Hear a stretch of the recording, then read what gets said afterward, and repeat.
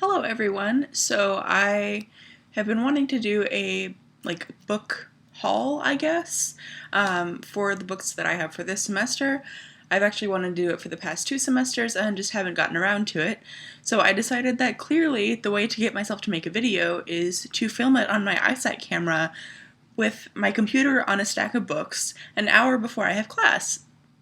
So, yeah, anyway, I'm taking 2 classes this semester because it's actually my last semester of my master's, and so I've gotten done with all my public policy track requirements, and these are my elective classes, and I'm very excited about them, and also a little terrified of one, but we can talk about that later.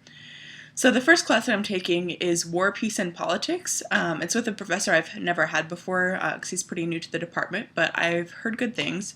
And there are actually only 2 books for the class, although there are a ton of readings overall. Most of them are articles. So the first book that I have is The Spread of Nuclear Weapons, and it is by Scott Sagan and Kenneth Waltz. I actually don't know that much about nuclear proliferation, excuse me. So I'm excited to learn more and kind of talk more about how that impacts the things about politics and conflict that I'm already familiar with. And then our main giant text for the semester is On War by Karl von Clausewitz, and it's not that thick, it doesn't look that big, but then it's bigger than my face and small print and just a lot of things. I am seeing now that someone has conveniently left a handout in here for me, which I'm sure will be helpful, so thanks, anonymous person, for the handout. I appreciate it. Moving on, the second class that I'm taking this semester is Political Economy of the Developing World. Also, you may hear that my air conditioning just came on.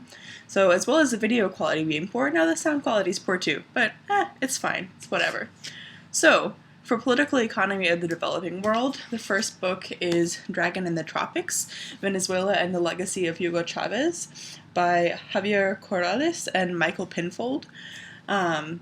I also don't know a ton about Venezuela. I've studied a little bit of Latin American politics before with the same professor, but I'm not super familiar, so I'm excited for this. I also think it's just a pretty book. It's got little trees around the bottom, and yep, whatever. Clearly my standards for academic books are based solely on how they look.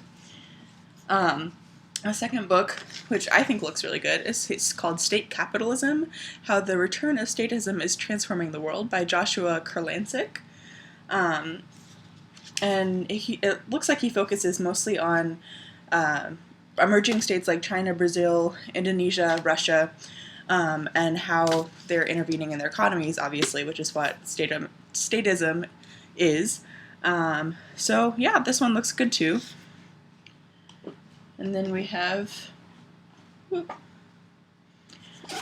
State-Directed Development by Atul Kohli. I mean, this one looks like it could go either way, but I have confidence in my professor, because I've had this person before, so. And then this one, which I am really excited about, is called The Great Exception, The New Deal and the Limits of American Politics. And from what I can tell from looking at the inside cover or inside jacket and stuff, it's kind of about how American exceptionalism has its limits, and how we can only go so far, although we Americans tend to think we can do whatever we want. Inaccurate. So I'm looking forward to this one, and I also just love the cover and the design. Oops, it's just very nice. I'm not used to being able to see myself as I'm filming, because I usually film with a regular camera that doesn't have a turny thing, so this is very confusing and also enlightening. I don't know, whatever. I feel like I'm not looking at the camera as much as I should be, but I'm just gonna film this and not edit it and upload it. So, who really cares?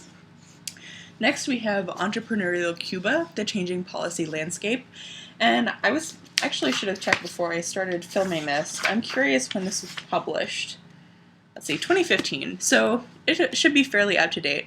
I think it'll be interesting to talk about Cuba, especially with some of the changes that have been made recently, as the title indicates. and how like the political economy of Cuba is going to change as the relationship with the U.S. becomes closer again after many years of isolation.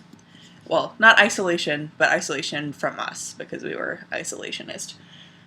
And then next to last, I have Chinese Economic Statecraft by William Norris. Commercial Actors, Grand Strategy, and State Control is a subtitle. I also really like this cover. I think this is like probably one of the prettiest covers on a poli-sci book that I've ever had. It's got a nice little missile at the bottom because, you know, missiles are things that happen. Really articulate today. I can tell my first class of the semester is going to be a good start with how I'm going right now. But anyway, China is fascinating, obviously, and a lot of what I've studied with political economy in the past has been around Asia, so I'm kind of interested to get back into that.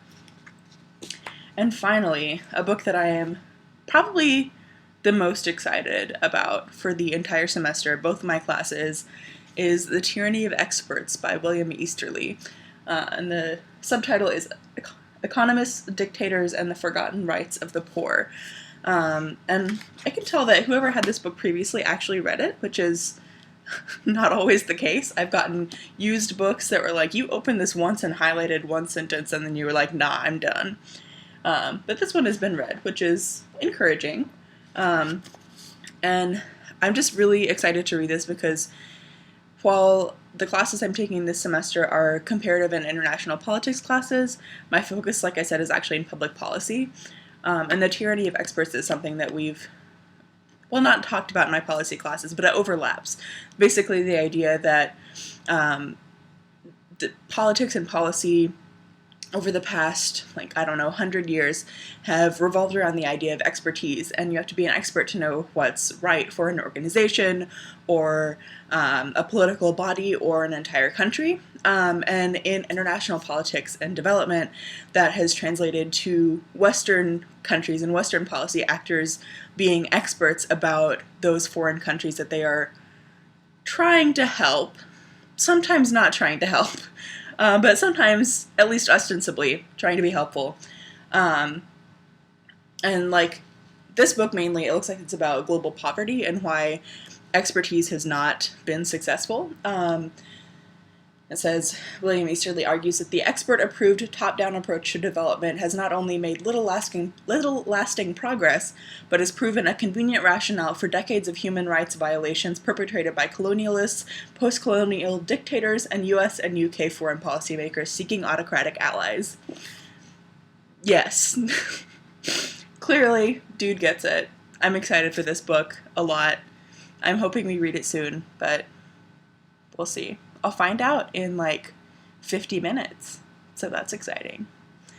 All right, I hope everyone had a good summer, and I hope the ones of you watching, the few, the strong, the brave, I hope those of you who are still in school are getting off to a good start, or if you teach also, that your semester's getting off to a good start. And I'll see you maybe soon if I continue to make low pressure, low video quality stuff on my eyesight camera. Bye!